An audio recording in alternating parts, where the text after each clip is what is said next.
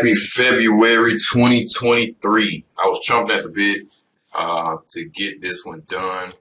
Um, Happy to announce that the money has moved up. It was sitting at like $210 a month for a while. Now it's up to $226 for the last 8 years per month in income. For the last years, 408. For the last 3 years, 414. However, the risk has not gone up at all. Maybe it was 1.05 or 1.06 or something last month. I don't know, but it's still sitting right at 1%. It's 2% for the life of the club, which is, not great, but better than 1%. Definitely want to see some bigger gains. Did okay this month. Currently at 4.65 for the year. I think we're on schedule to hit maybe something like 6 or 7 for this year. The last couple of years we were at 10%. I don't know if we'll get to 10. That's doubling where we are from here, and we only have 4 months to go. So, but I think 6-7% is respectable. Still currently in regions. I think that is our largest holding. Yeah, it is our largest holding. Let's take a look at all our positions. So IPG, we do have an option to enter a position in IPG, but the stock price has just really soared over the last month, and so it doesn't look like we're going to get a chance to do anything with that. The option expires on the 17th of February, so we'll be looking at selling some more options after the 17th. All right, Rogers Communication, as you can see, we're barely down, down 0.19%. Current price, I think it's right around $49 and change. Program wants us to have 500 shares. We only have 60 without a buy signal. I did put in a standing order to purchase 40 more shares to put us right at 100. If the price does drop down far enough to make that happen, I don't know if that'll happen, but as of right now, Rogers is still trying to combine with Shaw. The regulators in Canada are seeming to agree with the deal after people have divested some things, but they're dragging their feet. So hopefully it gets done at some point. E&B is our position in the energy space. As you can see, we're down maybe close to 5% on this one. 9% of our portfolio, almost 10%. It's pretty good chunk. Program is calling for 291 shares. We do have an option to purchase 100 shares, but again, because of where the price is, I don't think that's going to happen before the 17th deadline.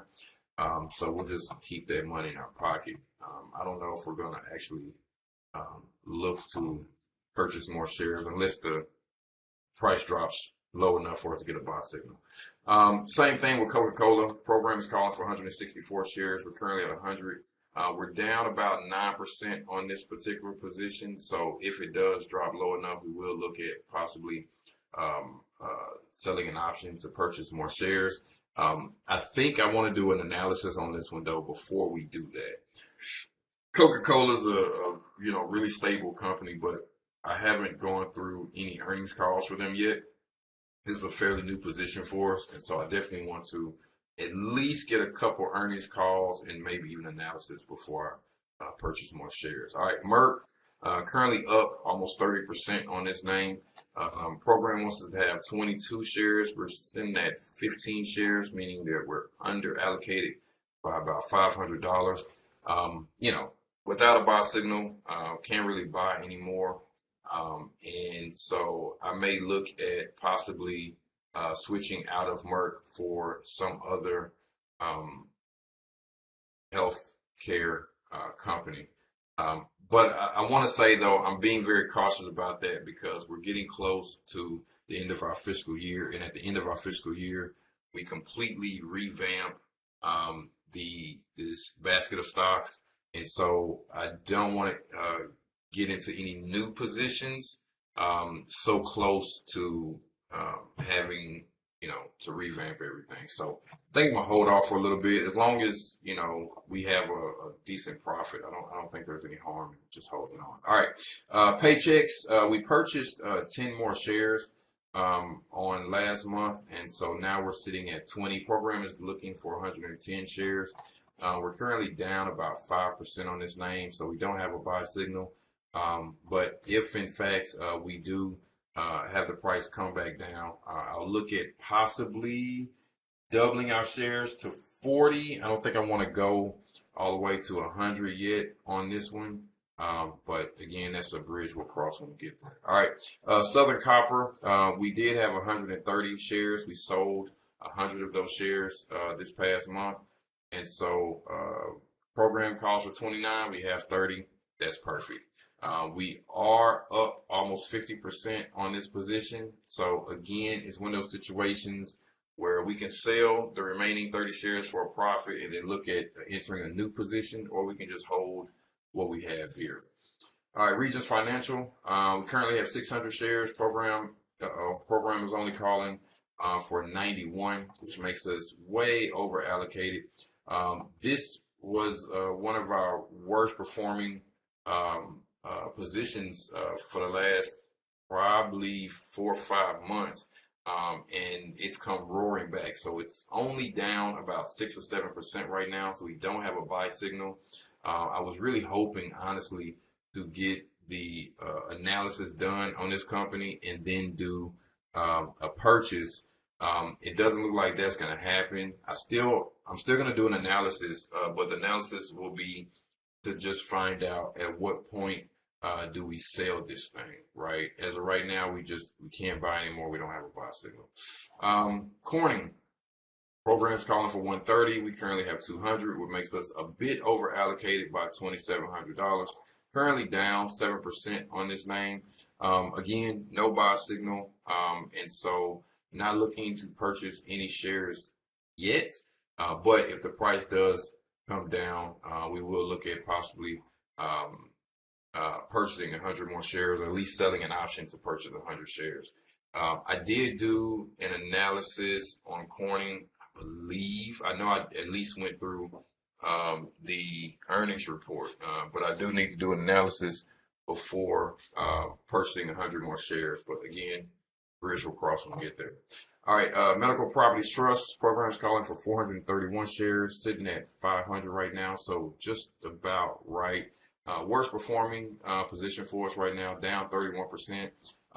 Their earnings call does not happen until the end of this month, and then the 10K, the financials won't be available until possibly sometime in March. And so before I make any more purchases, definitely want to do an analysis, or even a sale. If I do the analysis and we find out that the company is not worth anywhere near this $19, then we'll definitely look at selling out of it. All right, ETR is our utility. Program call for 21 shares. We're currently sitting at 20, so we are perfect there. Currently up almost 5% on that name. Want to go through just a couple more things here that I took a look at. All right, so our dividends have increased to 6%. 6%, loving that. It's been hovering at around 4 or 5% for a while, so we finally got that number up to 6%. A lot of that has to do with the additional cash that we put into the market over this last couple months, because the more cash we have in the market, the more dividends that we receive for owning those shares. So really happy about that. The other thing I think is interesting is our options return, 8%, and return on sales, 7%. So really happy about those numbers.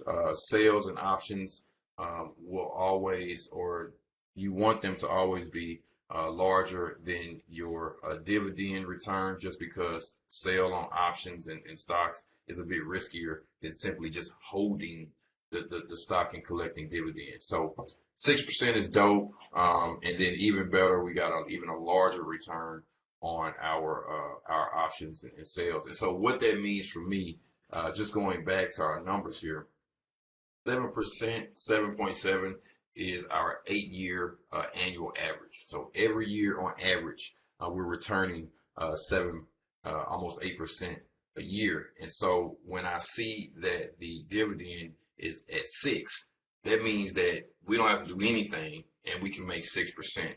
So any sort of option that we sell, any sort of price appreciation we get, is just going to increase that number. And so for the last 3 years, on average, we've returned 10%. And so that lets me know that if my dividend is already at 6 and that I don't have to do anything to get that, then we are selling options and we are seeing some price appreciation, then we ought to be much closer to this 10% than to the 7 or the 6. Again, like I said, we're at like 465 now, 4 months left in the year. I don't know if we'll get to 10, but just based on the numbers, it seems like we're going to be closer to at least the 7 than the 6. Let's see, is there anything else? I think that's it. I did want to talk about the fact that we are 33% cash right now. And I think I've already discussed kind of holding off on some things. Number one, the 2 options that we have expiring on the 17th, no cash can be moved around until after that date. And then even after that date, the game plan is to sell options, not spend cash. So as far as spending cash, don't expect that to happen until possibly March or April. But then again, like I said, by that time, we're going to reshuffle everything in June and July. So happy to be 33% cash right now. Honestly, I don't mind holding on a little bit more cash, even though it means, less return because less cash is being invested. All right, that's it.